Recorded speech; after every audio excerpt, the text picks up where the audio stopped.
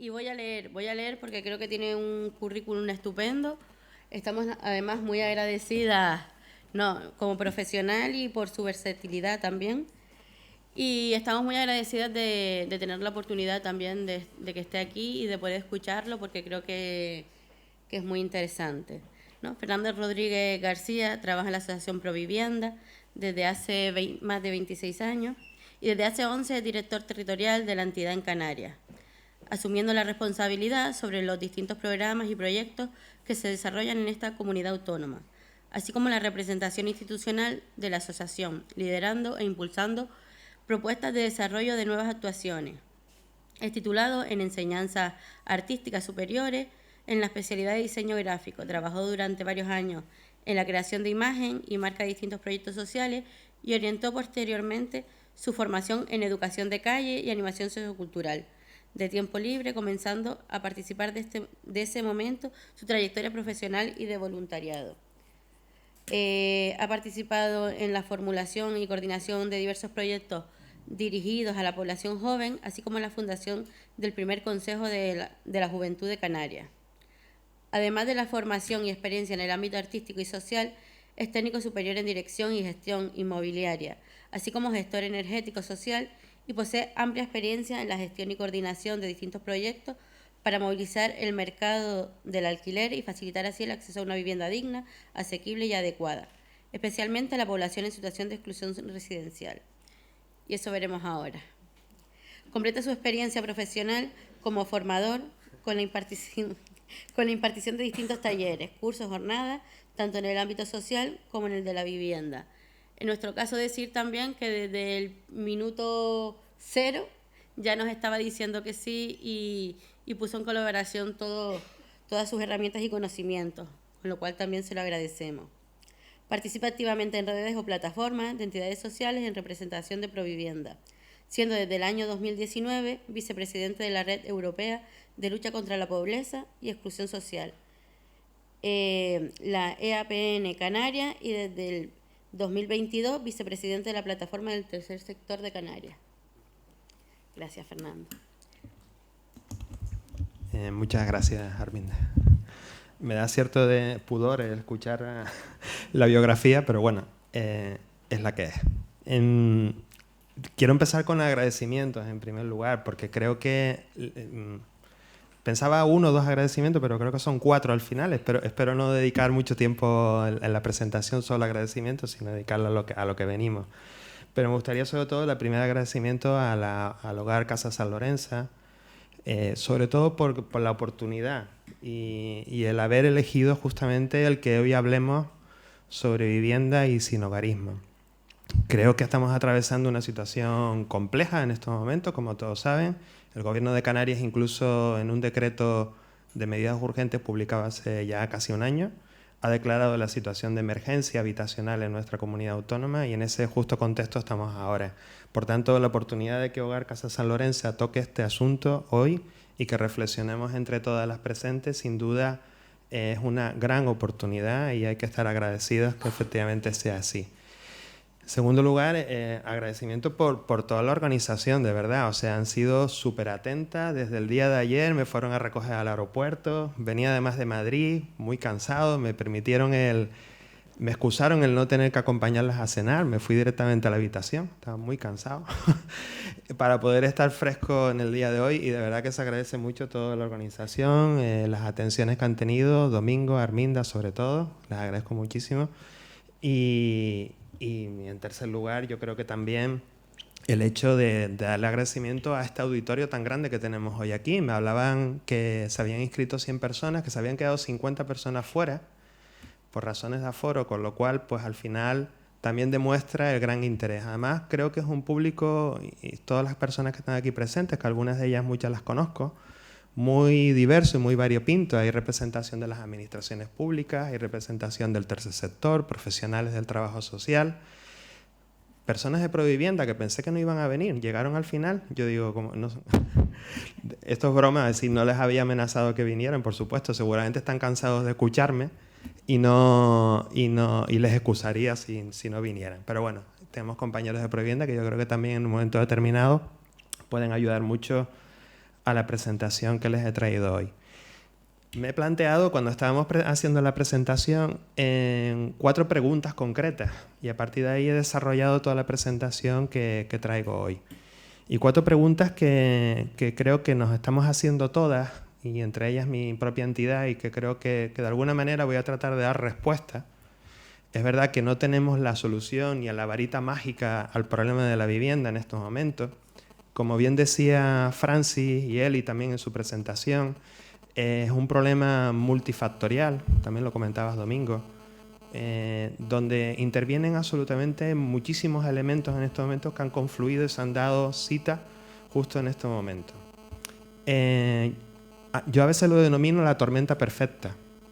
Y es que es verdad, o sea, se han dado una serie de circunstancias que históricamente, por lo menos en los casi 30 años que llevo trabajando en Provivienda y los casi 35 que tenemos nuestra entidad, no nos habíamos encontrado con una situación exactamente igual a la que estamos viviendo y la que están sufriendo muchísimas personas y muchas familias. Por una razón que creemos que al final también es importante ponerla en el foco, que es el hecho de que ya el problema de la vivienda no afecta solamente a las personas más vulnerables, sino que está afectando en general a toda la población.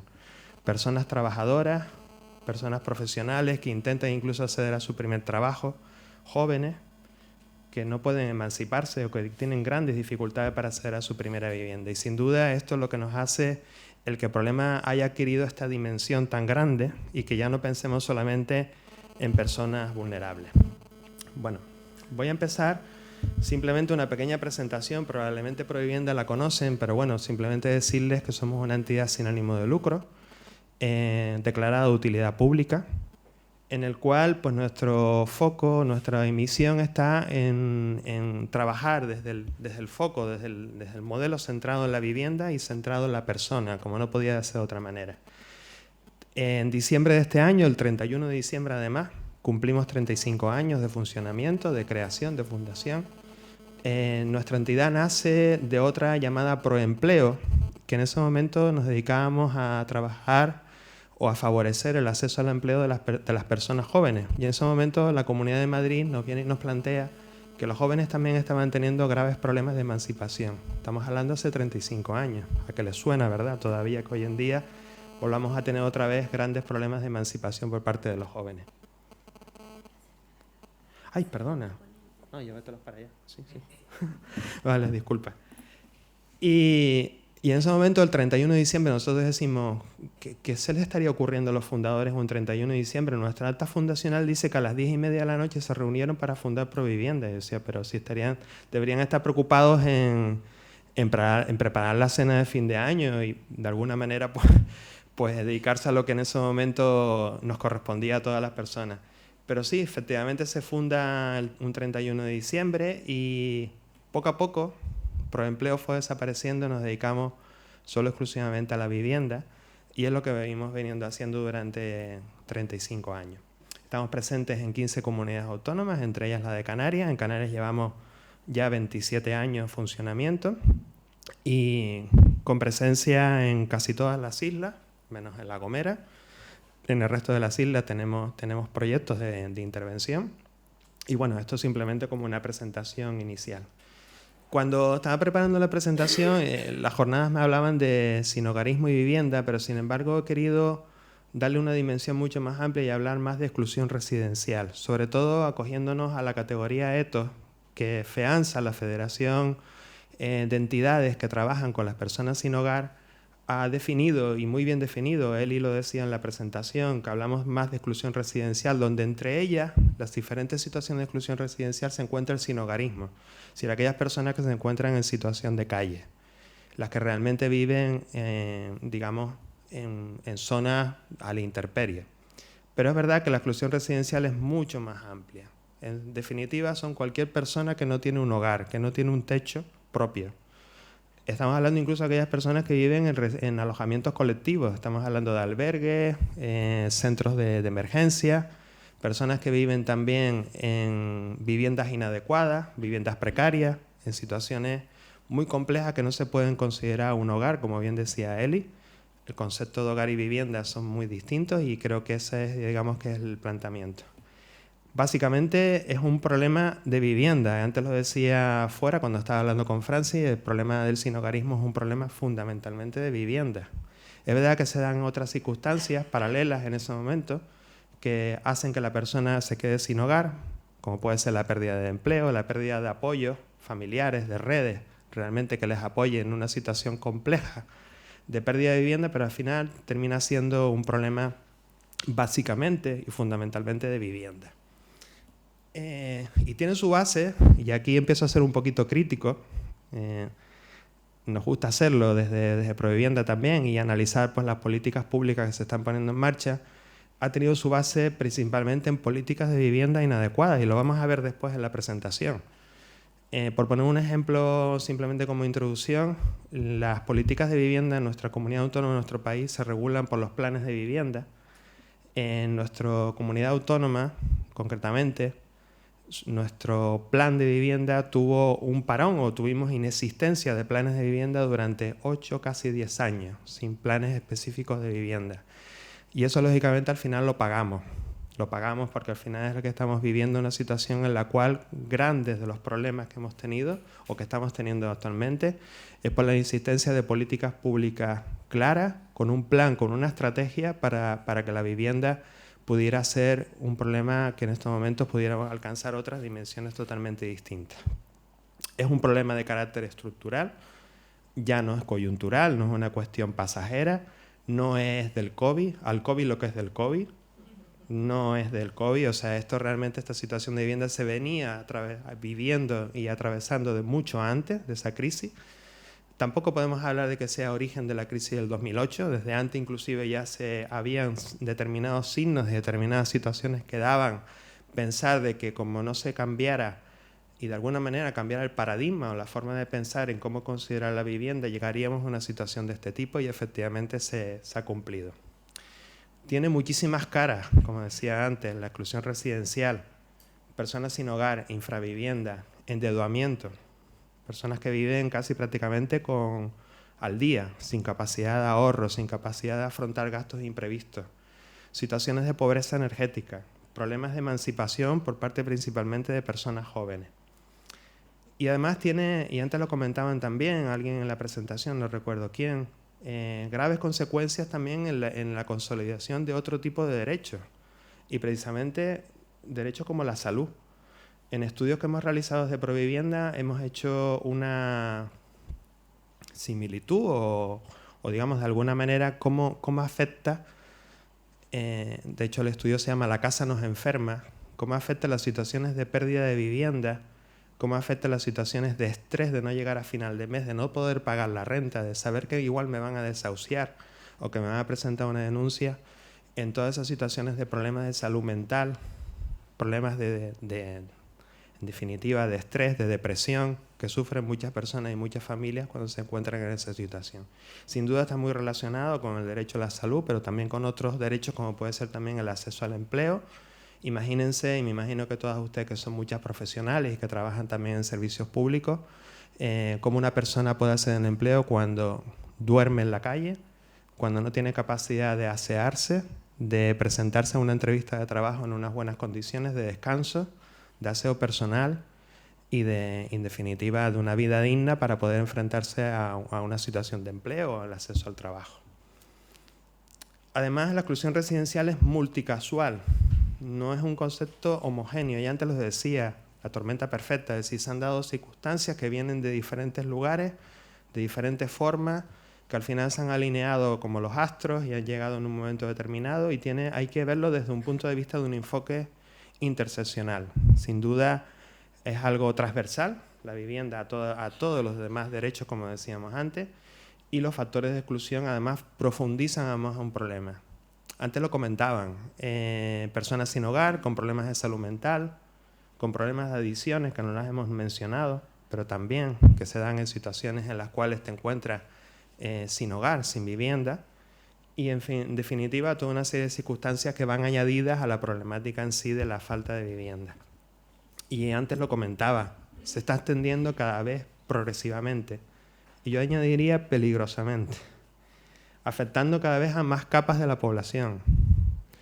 Nos está pasando incluso hasta en mi propia entidad, cuando hemos sacado alguna oferta de empleo, muchas personas trabajadoras nos dicen que no pueden acceder a ese empleo porque es que no encuentran vivienda donde alquilar, cuando además incluso hace poquito hemos sacado una oferta de empleo, una trabajadora social en la isla de La Gomera, y hay personas de Tenerife que estaban dispuestas a ir a trabajar y no encuentran vivienda para alquilar en La Gomera para poder acceder al puesto de trabajo. Entonces, situaciones que se están dando en toda la... Y ya no es una cuestión de sueldo, no es una cuestión económica, no es una cuestión de ingresos, es una cuestión de que al final tampoco hay la oferta suficiente y adecuada y asequible, sobre todo, para que todas aquellas personas con rentas intermedias puedan acceder a la vivienda. Y sobre todo la situación se agrava cuando hablamos de las personas que viven en alquiler. Y aquí queremos poner el foco también bastante en la presentación. Primera pregunta que me hacía. ¿Cómo está actualmente la situación de vivienda? He traído algunos ejemplos. La primera duda que nos surge es la siguiente. ¿La vivienda, problema o motor económico? En la prensa, en los medios de comunicación a diario leemos noticias como esta.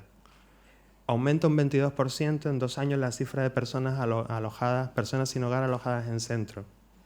Compartir piso ya no es un salvavidas. 1 de cada 3 habitaciones en España cuesta más de 400 euros. O sea, ya hasta alquilar una habitación cuesta lo mismo que alquilar una vivienda hace 5, 10 años, sin ir más atrás. Pero paradójicamente conviven con otras noticias como esta. La rentabilidad de la inversión en vivienda crece al 7,2% durante el segundo trimestre. El ladrillo sigue conquistando a los inversores. Y ahí quiero hacerles esta reflexión en el sentido de que la función social de la vivienda, es decir, ¿qué estamos considerando la vivienda? ¿Como realmente un hogar, como comentaba antes la directora? El efecto mercantilista que se ha dado a la vivienda también en los últimos años, y es donde realmente creemos que está el verdadero problema en este país con respecto a la vivienda. Sin duda esto significa un cambio de paradigma en todos los sentidos, o sea, por toda la sociedad en general, incluso a todas las que participan en las rentas, o sea, los que denominamos rentistas, aquellas personas que viven de las rentas del alquiler, que sin duda al final también tienen mucho que decir. Las propias administraciones públicas, la sociedad en general, las personas que al final, digamos, convivimos y que de alguna manera hemos llegado a esta situación. La pobreza. Aquí aprovecho los conocimientos y la experiencia que tenemos desde APN Canarias. Pues sí, efectivamente los últimos datos de la tasa AROPE vienen a decir que 700.000 personas se encuentran en situación en Canarias, en situación de exclusión residencial. Es decir, el 60% de los hogares en Canarias presenta algún problema relacionado con la vivienda, ya sea pobreza energética, dificultades para pagar la renta, dificultades para pagar la hipoteca, en definitiva, riesgo de pérdida de vivienda. La relación entre pobreza y el precio de la vivienda es clara y cada vez va más en aumento. Casi el 32% de la población, de los hogares, se queda por debajo del umbral de la pobreza severa tras pagar la vivienda. Y les pongo un ejemplo muy claro. El sueldo medio, el salario medio, los ingresos medios de una persona en Canarias está en torno a los 1.200 euros. Si en zonas tensionadas como ahora mismo estamos viviendo, sobre todo, por ejemplo, en grandes ciudades como puede ser Las Palmas o Santa Cruz de Tenerife, se están alcanzando rentas de 800, 900 euros. Una vez que pagas la renta del alquiler sin pagar el agua, la luz, sin pagar ningún otro gasto, te sitúa directamente en situación de pobreza severa. La pobreza severa son aquellas personas que tienen ingresos inferiores a 300, no recuerdo bien la cifra, pero bueno, casi 400 euros. Evidentemente, si dedico 800, 900 euros al pago de la renta, lo que me queda para vivir es tan escaso que efectivamente me sitúa en pobreza severa. Y todo esto no estamos hablando ni pagar el agua, la luz, internet o cualquier otro tipo de gasto que una familia puede tener. Además sabemos que el alquiler está empobreciendo a 4 de cada 10 hogares y casi 450.000 personas en Canarias, el 20% de la población, tiene retrasos en el pago de relacionados con la vivienda, la hipoteca, el alquiler, recibos de comunidad, etc. Todos estos son datos extraídos del informe AROPE, de la última tasa AROPE del año 2024. Pero los viejos problemas, como decía antes, esto no es de ahora, no es de hace 4 o 5 años cuando teníamos el COVID y tuvimos los grandes efectos sociales y económicos del COVID, sino que esto viene de mucho tiempo atrás. Los viejos problemas continúan y además se agravan. En 10 años en Canarias el sinhogarismo ha aumentado un 25%. Las cifras que da el INE habla de 947 personas sin hogar en Canarias. Y yo les digo, no son 947, probablemente sean 2 veces, incluso 3 veces más. ¿Pero por qué el INE saca esta cifra? Pues muy sencillo, son las personas que pueden ser encuestadas y que pueden ser conocidas su situación de sinhogarismo, pero ¿cuántas otras no son objeto de estadística? Y todas que ustedes trabajan seguramente con personas sin hogar en situación de calle lo sabrán. La movilidad que tiene la población sin hogar, el que hoy están aquí y mañana están en otro lado, que no están censados, que no tienen incluso documentación como para saber cuál es su situación. Y aquí está uno de los grandes problemas que tenemos en la atención al sinhogarismo, que es precisamente el no tener datos. Y no tener datos te hace que sea muy complicado acercar cualquier tipo de política pública, o desde el tercer sector también, para saber cómo realmente abordar el problema. Y quizás aquí es donde uno de los grandes retos, lo veremos un poquito más adelante, que tenemos que afrontar, que es el cómo realmente tener fuentes estadísticas fiables, con datos claros y concretos, de perfiles inclusive de las personas, no solamente en números, sino también en perfiles, y situaciones que están atravesando las personas sin hogar para efectivamente poder acercar mucho mejor las políticas públicas y las políticas de intervención social que pongamos en marcha. 1.782 desahucios ejecutados en 2024, el último dato que tenemos del Consejo General del Poder Judicial, pero lo que más preocupa de todo es que el 73% de esos desahucios son en materia de alquiler. El resto son de carácter hipotecario.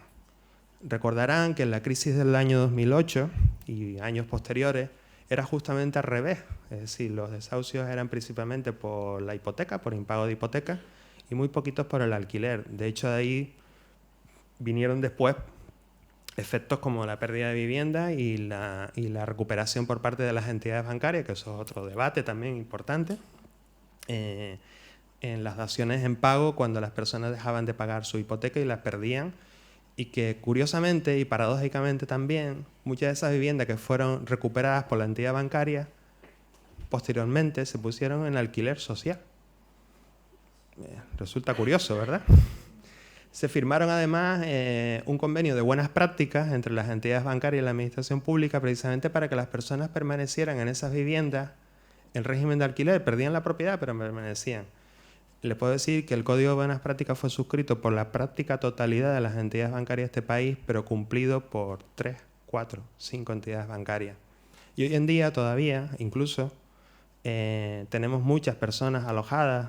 Provivienda tiene un proyecto justamente además de acompañamiento social a personas que viven en alquiler social, que han perdido su vivienda por desahucio hipotecario y que efectivamente viven todavía en esa situación. Fueron en su día propietarios o propietarias y en este momento pues, están en una situación de alquiler, con lo que conlleva el estar en alquiler en la vivienda y la inseguridad que tienes a si te renuevan o no te renuevan el contrato, etcétera, etcétera.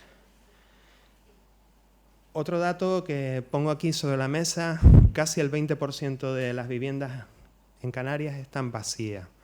Son 213.000 viviendas, según fuentes estadísticas del INE, de la encuesta de condiciones de vida, la última encuesta del año 2021. Probablemente hoy en día sean muchísimas más. Nosotros siempre somos muy cautos, de todas maneras, de Provivienda sobre esta cifra, 213.000 viviendas. Nosotros decimos, bueno, pensemos que sea la mitad, 100.000. Pensemos que sea la cuarta parte, 50.000. Fíjense todo lo que ha rebajado. Hasta pensemos que sean 25.000. Ya 25.000 es una cifra importante, muy importante para tenerla en consideración. ¿Por qué motivo muchas personas propietarias mantienen sus viviendas vacías? Y ahí también hay otro de los grandes campos que tenemos que analizar.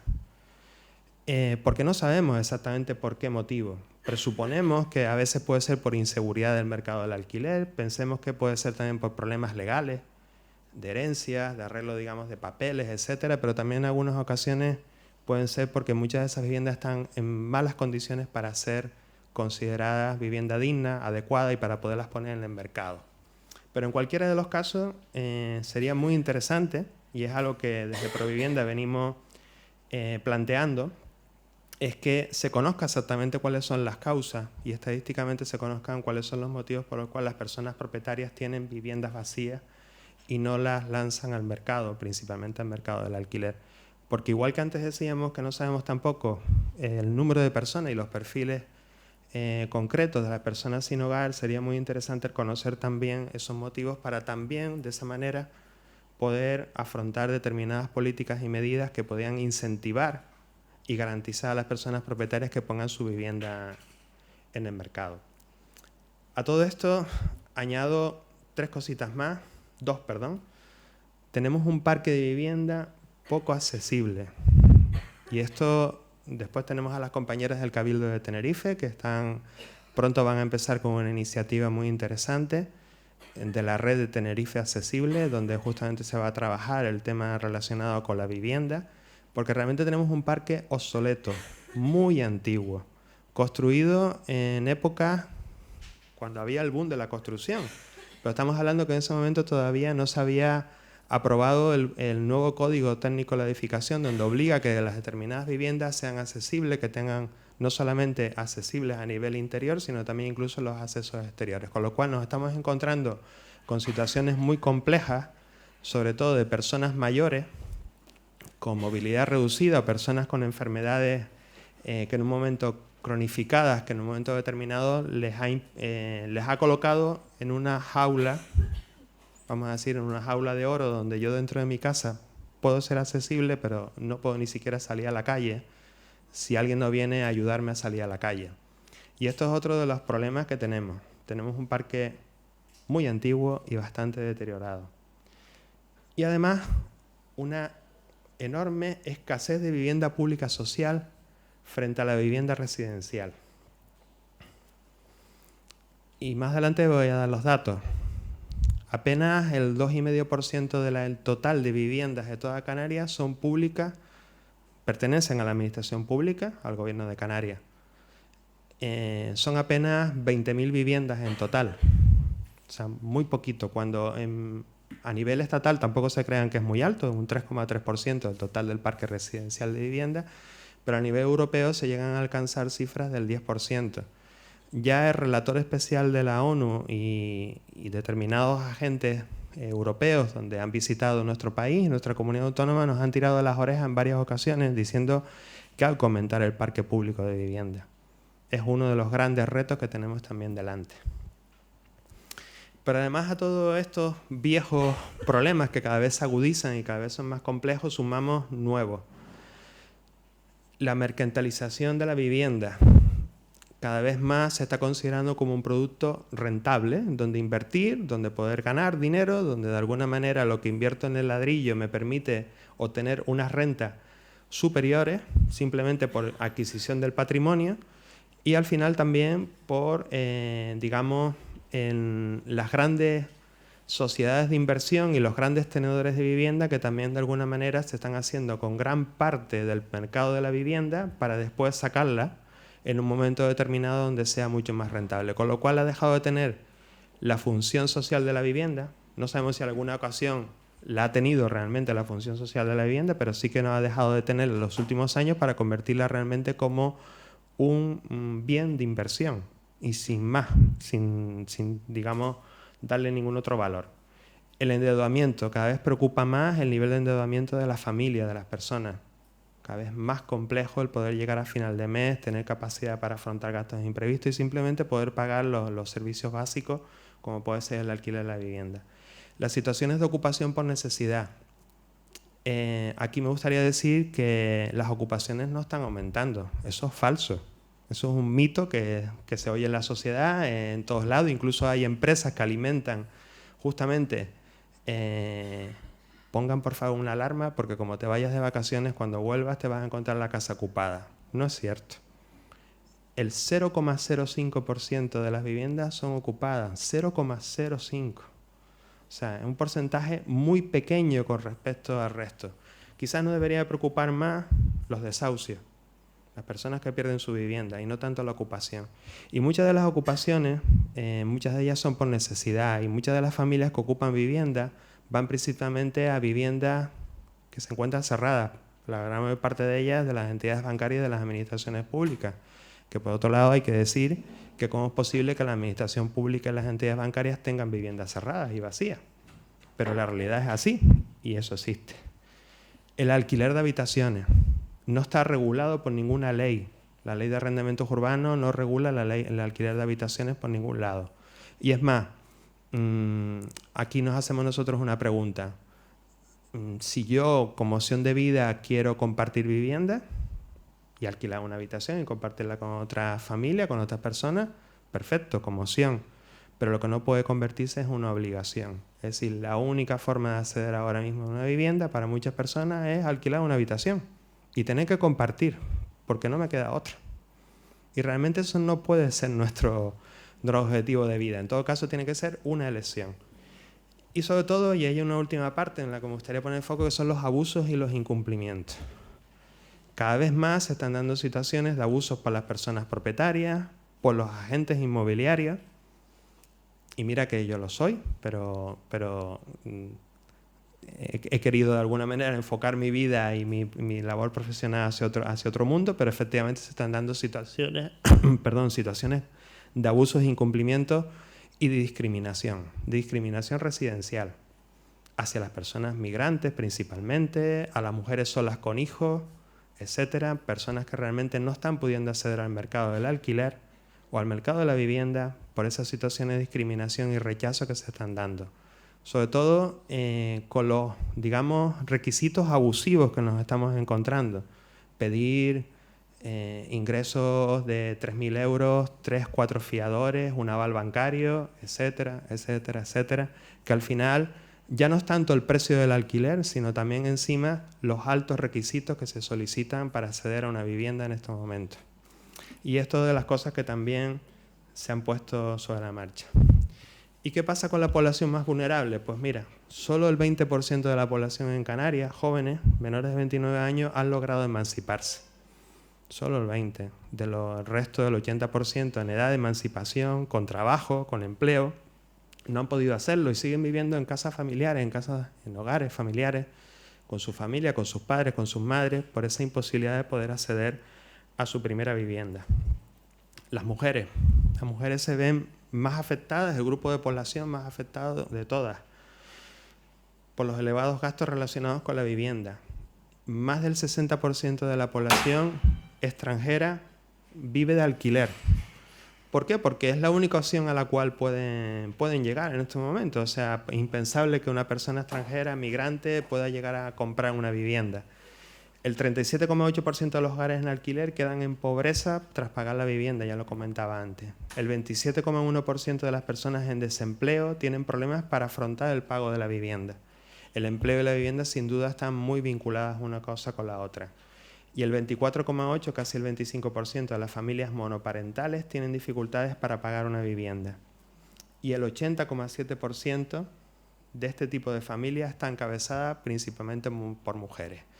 La mayor parte de los perfiles que nos llegan a la entidad, a Provivienda, son casi todas mujeres solas con menores a cargo, con hijos a cargo. Son de las problemáticas más graves por diferentes circunstancias, por las propias cargas familiares, pero también, curiosamente, por el rechazo que se está dando en el mercado del alquiler por personas propietarias si no hay una figura masculina, si no hay una figura paterna. A lo mejor le puede parecer sorprendente, pero eso se da. Parece que el varón es el que va a cuidar la vivienda, el que va a cuidar de los niños, y no me van a destrozar la vivienda, pero efectivamente eso es así. Las compañeras de Provivienda asienten con la cabeza porque saben de lo que les hablo y esas situaciones en las que nos hemos encontrado. Pero bueno, ¿a qué se debe el problema? Segunda pregunta, el problema de la vivienda asequible. ¿Por qué hemos llegado a esta situación?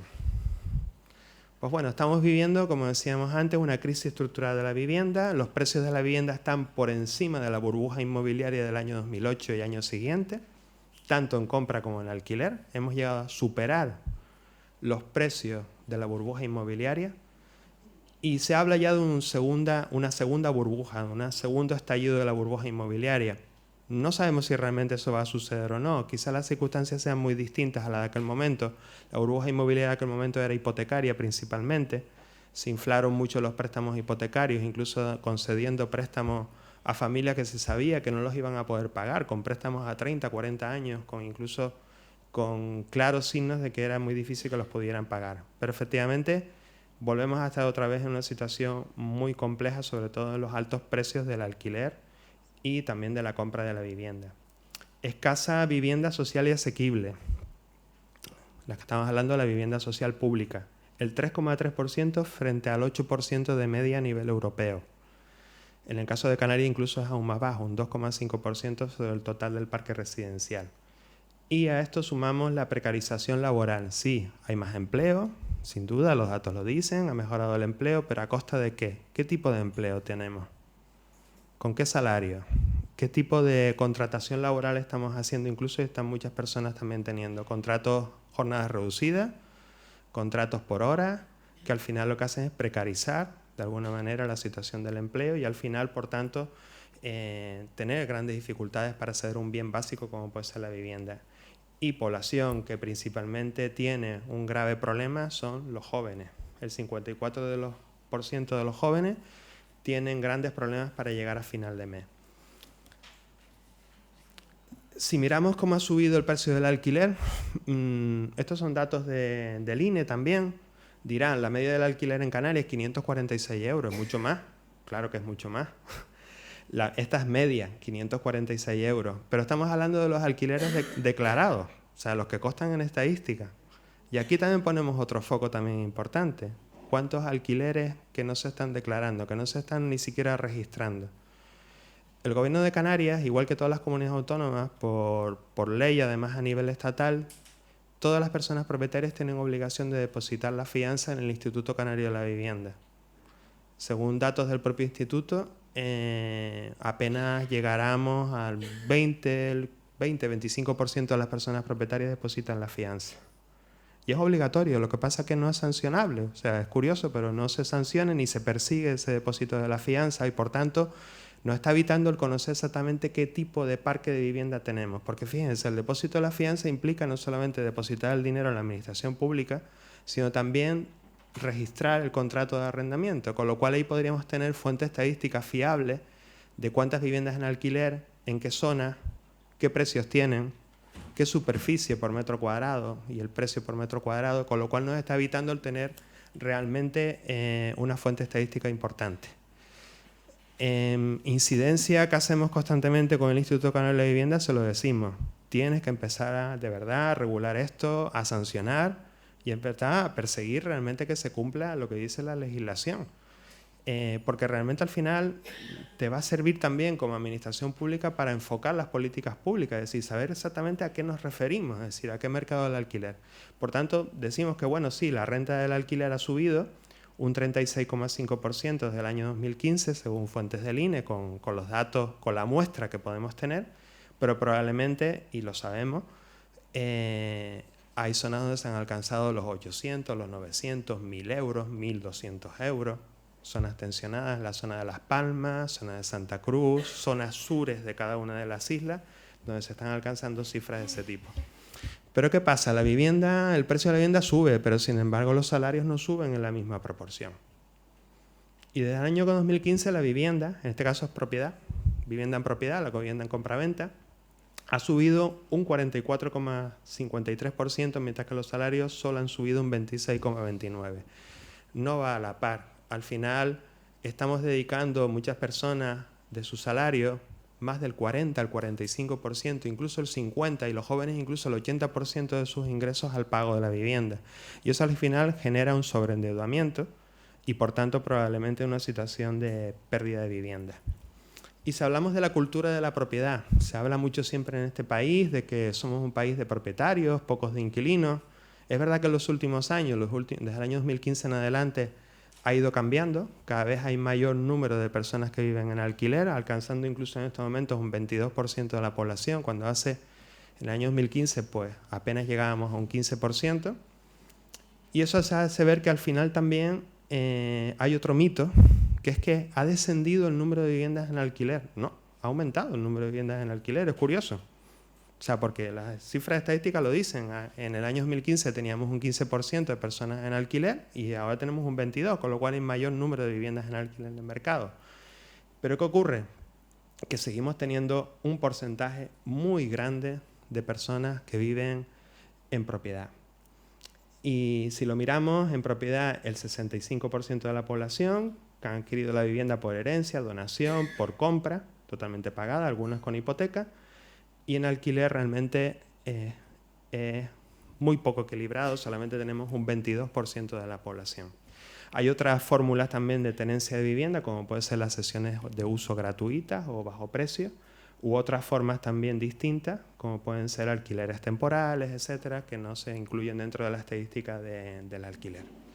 Pero ¿cuál es el parque de vivienda social? Antes lo comentaba. En Canarias el 2,3%. Tenemos 19.413 viviendas públicas del gobierno autónomo y de las sociedades del gobierno autónomo, Visocan, empresas públicas también de municipales, etcétera. Aquí estamos sumando todas las que son viviendas públicas sociales calificadas como vivienda protegida.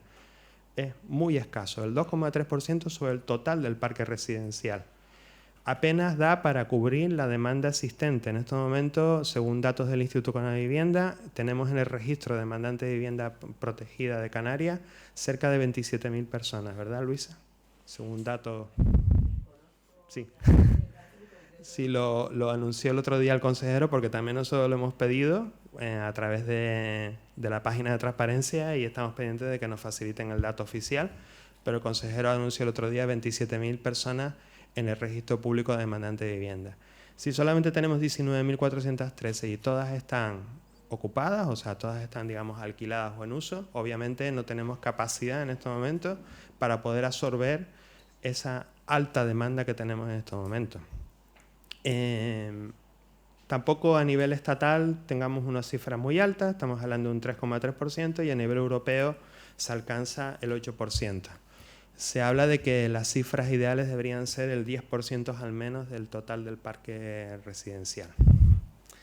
¿Y cuántas hay en alquiler de esas 19.143? 14.473 en Canarias del parque público en régimen de arrendamiento de titularidad de la comunidad autónoma.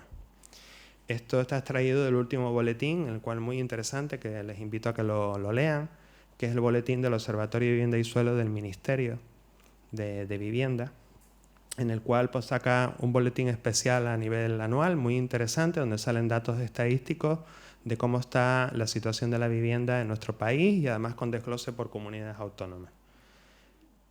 En arrendamiento, titularidad pública, eminentemente pública, 9.945 viviendas. En arrendamiento, titularidad público-privada, es decir, con participación de empresas públicas, la mayor parte de ellas, 4.528, y en arrendamiento con opción a compra, 4.940. En venta, en régimen de venta, no hay ninguna. Aquí sí que me gustaría hacer un inciso y un paréntesis y decir que podríamos haber tenido un parque de vivienda público mucho más alto, probablemente incluso el doble. Pero ¿qué ha ocurrido en nuestra comunidad autónoma? Que nos hemos dedicado, nuestros gobernantes, nuestras administraciones públicas, a quitarnos del patrimonio público las viviendas y pasarlas a régimen de propiedad. Y eso ha sido un craso error. Creemos que al final hay que mantener el parque público de vivienda, que sea un parque público además movible, que permita que cuando una familia ya no lo necesite puedan acceder otra y no desprendernos del parque público de vivienda que nos ha costado a todos los contribuyentes dinero para crear y generar ese parque público de vivienda. Y desde aquí nosotros consideramos de Provivienda que me parece que es un grave error porque realmente al final hubiéramos tenido otras perspectivas totalmente distintas. Y si hablamos de la construcción de vivienda pública y vivienda en general, pues aquí tenemos otro problema bastante grave.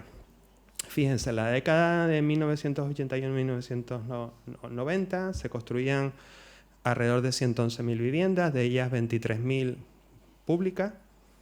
En la década del 91 al 2000, 126.000, 19.000, casi, sí, 19.000 viviendas. En la época del 2001 al 2010, un aumento considerable, 246.000 viviendas, 10.167 públicas, pero fíjense ya a partir del año 2011, y ya lo que más preocupante el año 2021-2023, que ni siquiera la gráfica ni me salen las 208 viviendas. En 3 años en Canarias, vivienda pública, se han construido solo 208 viviendas.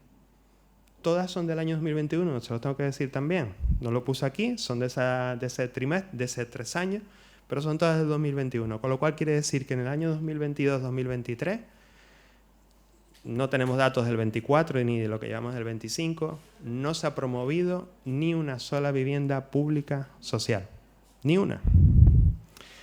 Cuando nuestro plan autonómico de Canarias preveía que en el plan de vivienda 2020-2025 se iban a construir 5.000 viviendas públicas sociales.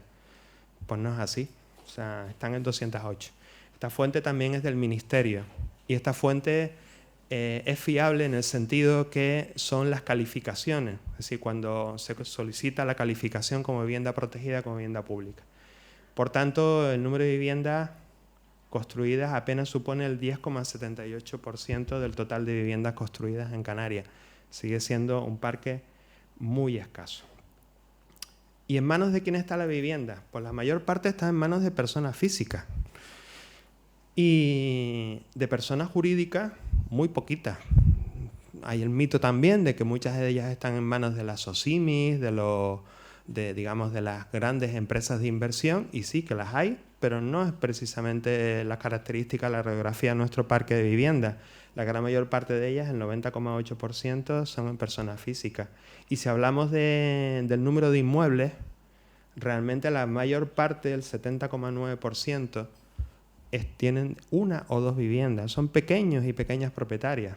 O sea, realmente no estamos hablando de un parque de viviendas en el cual esté en manos principalmente de grandes tenedores. Sí que los hay.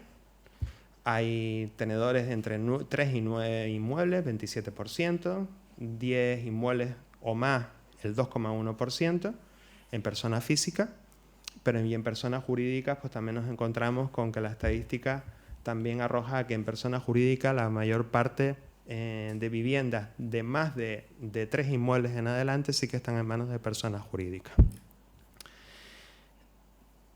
Y casi una quinta parte de las viviendas en Canarias, ya lo comentaba antes, viviendas vacías que se encuentran en Canarias.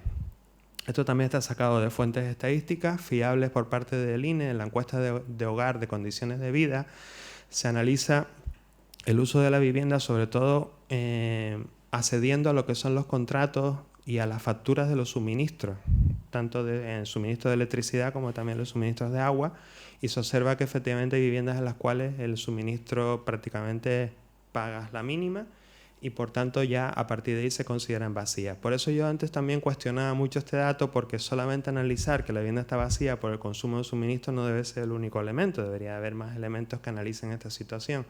Y por eso de alguna manera también reducía de alguna forma que las viviendas estén vacías de esas 211.000, incluso a pensar a lo mejor que podíamos hablar de la mitad o incluso menos de la mitad. Aún así es una cantidad muy considerable.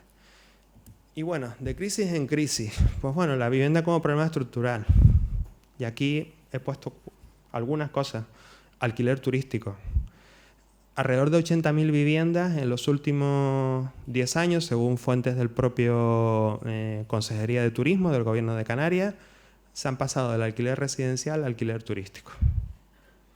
Es un dato que lo dejo ahí y efectivamente es algo que también preocupa. Hay una huida del alquiler residencial hacia el alquiler turístico y es otro de los elementos que está influyendo, no el principal, pero podemos decir que es uno de los grandes elementos que está influyendo.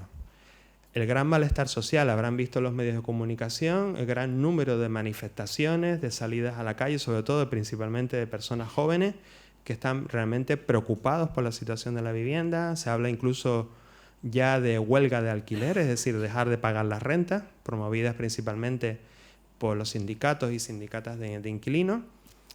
Los cambios que se están produciendo en la ciudad, la gentrificación, la expulsión de las personas de los barrios y de las ciudades que habitualmente residían, muchas veces incluso provocados por las propias políticas públicas que cuando se ponen en marcha áreas de rehabilitación urbana, están encareciendo de nuevo el precio de la vivienda y están expulsando a las personas, porque al final se revaloriza mucho las viviendas que se reforman, que se rehabilitan, y al final está produciendo esa expulsión por no poder pagar la vivienda tenemos que irnos a las afueras.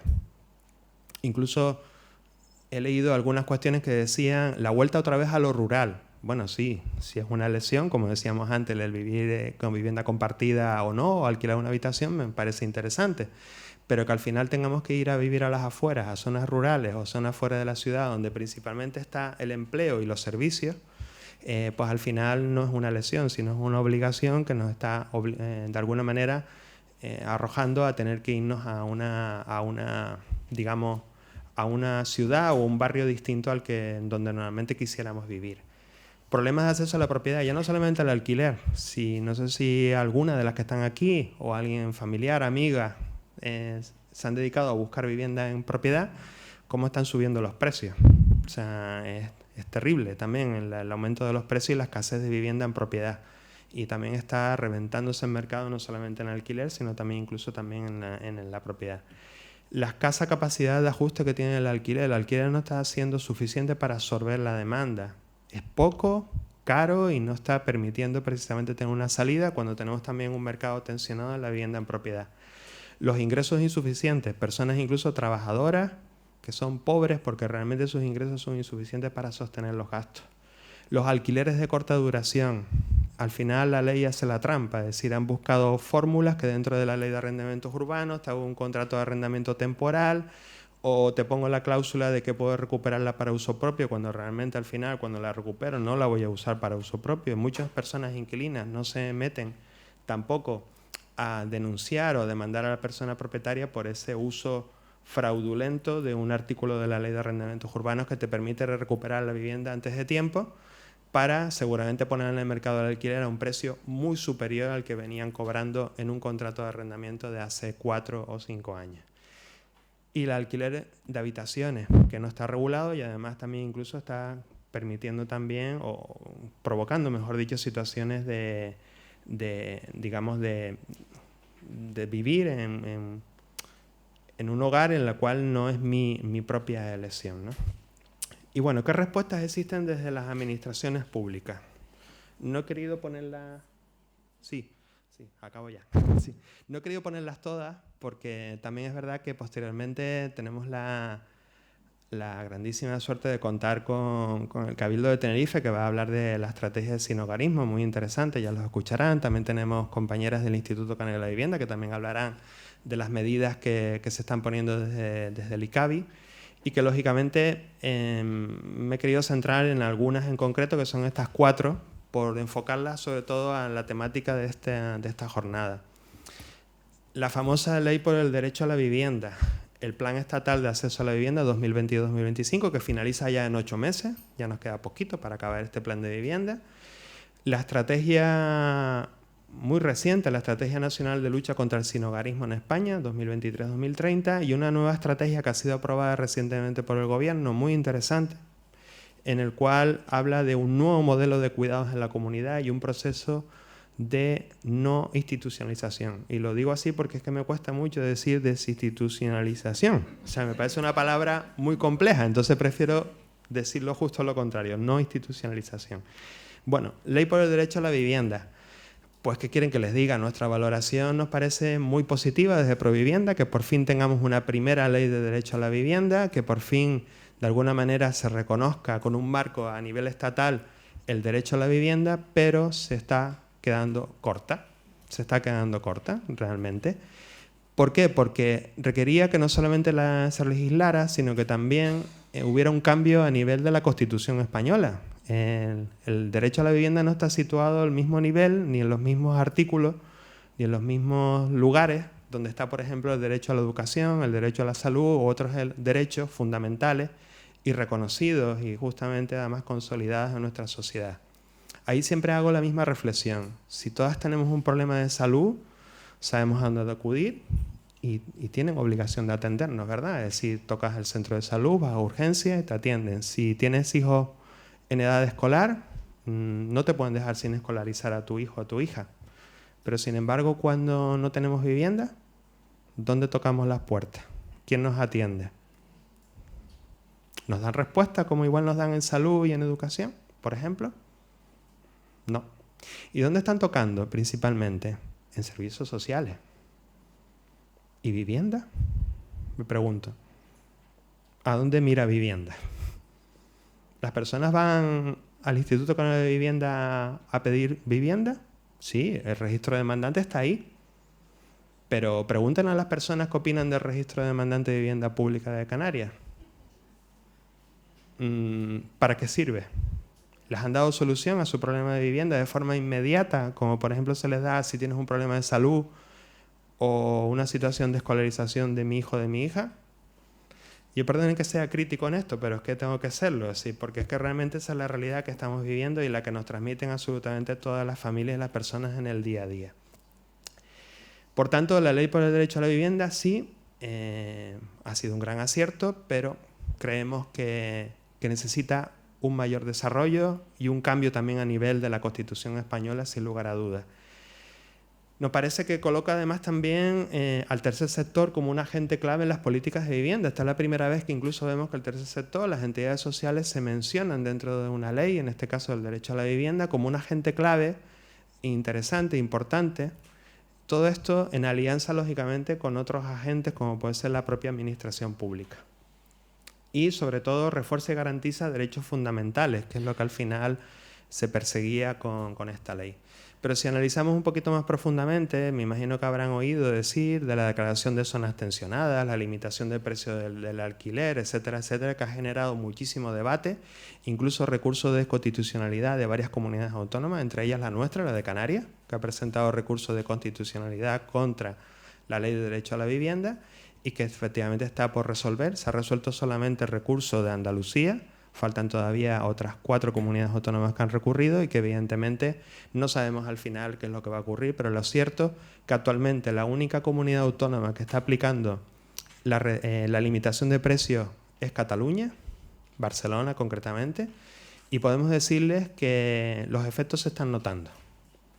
Se ha reducido el precio de la vivienda en alquiler, se está logrando contener, por lo menos que no suba, y en algunos casos en zonas incluso reducirla, pero se está produciendo otro efecto, que es la reducción de la oferta de la vivienda en alquiler. Con lo cual, Barcelona está haciendo un laboratorio en estos momentos para observar qué es lo que está pasando, si realmente es una medida efectiva o no la limitación del precio del alquiler en zonas tensionadas, y estaremos expectantes a ver que tenga un poquito más de desarrollo para conocer si sería aplicable o no en otras comunidades autónomas, especialmente a la nuestra.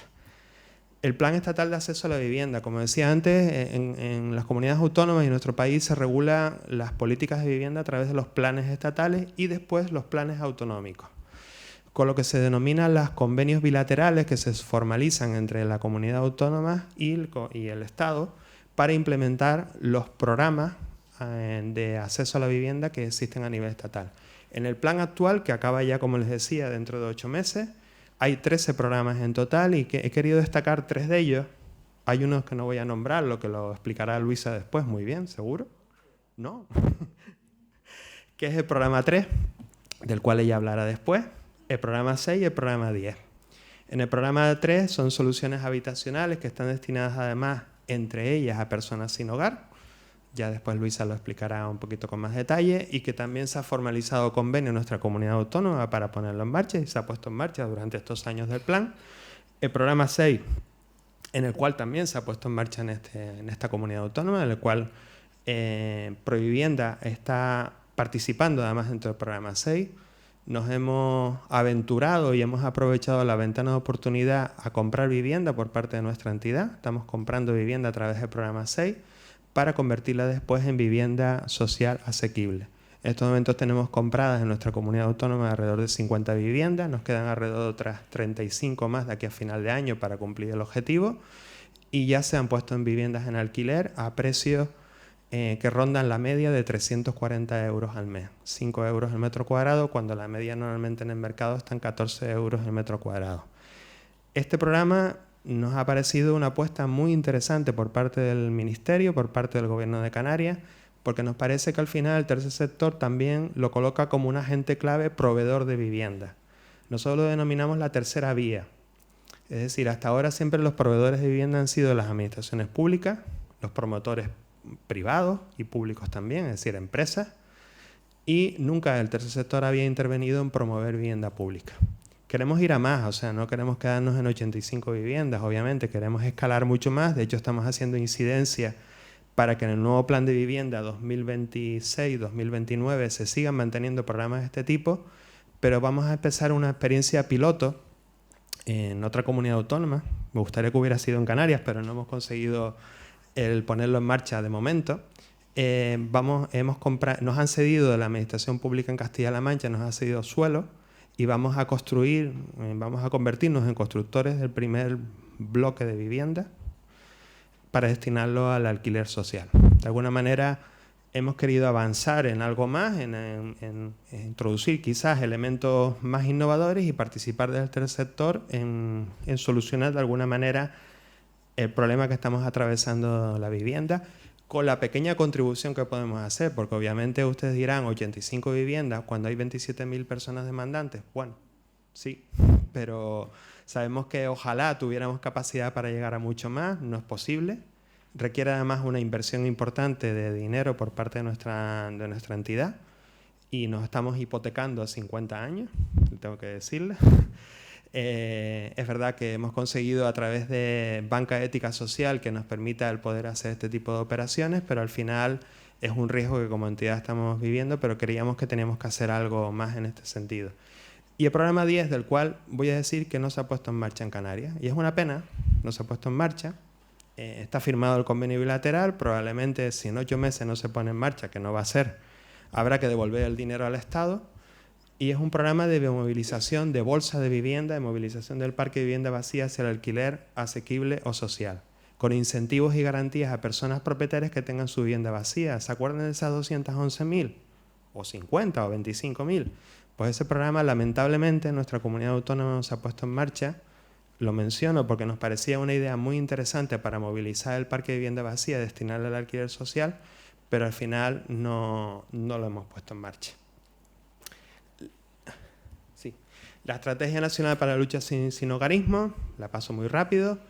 La Estrategia Nacional para Modelos de Cuidado habla de procesos de no institucionalización. Tenemos que tender cada vez más a ir a recursos más individuales, menos macro, huir de lo que son albergues, centros residenciales, que al final no favorecen para nada la inclusión y lo que hacen al final es, digamos, perpetuar la exclusión social de las personas. Y cada vez tenemos que ir más a ese tipo de recursos. Y la propia estrategia ya lo dice. Y aquí es una oportunidad muy importante para el tercer sector. Van a salir líneas de financiación, de subvenciones para el tercer sector, principalmente para empezar a cambiar de paradigma, de forma de hacer las cosas y empezar a pensar más en recursos más pequeños, más hogares supervisados, no tutelados, que de alguna manera favorezca mucho más la inclusión de las personas sin hogar principalmente o aquellas personas más vulnerables.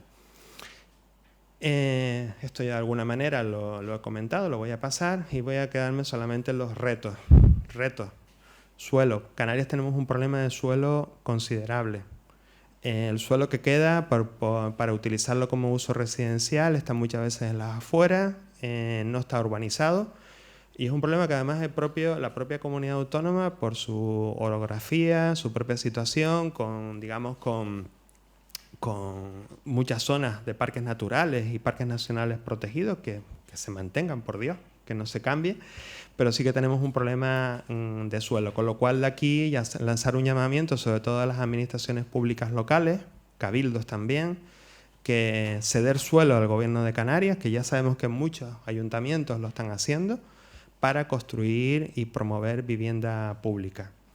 El propio contexto político y social, es decir, lamentablemente no está ayudando el contexto político, o sea, estamos encontrando, digamos, poca unidad en los mensajes y las políticas que se están afrontando a nivel de vivienda, y muchas veces, a veces por el propio color político de quien gobierna en cada comunidad autónoma, aplica o no determinada medida. Y esto no puede seguir sucediendo de ninguna de las maneras.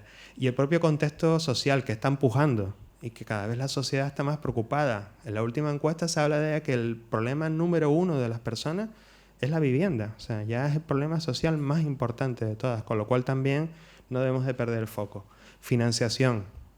no he puesto ninguna diapositiva de financiación, pero se ha reducido la financiación en los últimos años en materia de vivienda. Es curioso cómo es posible que en políticas sociales, en políticas de vivienda, deberían existir refuerzos, en este caso presupuestarios, no al contrario, recortes, cuando justamente lo que necesitamos ahora es apostar más por una política de vivienda.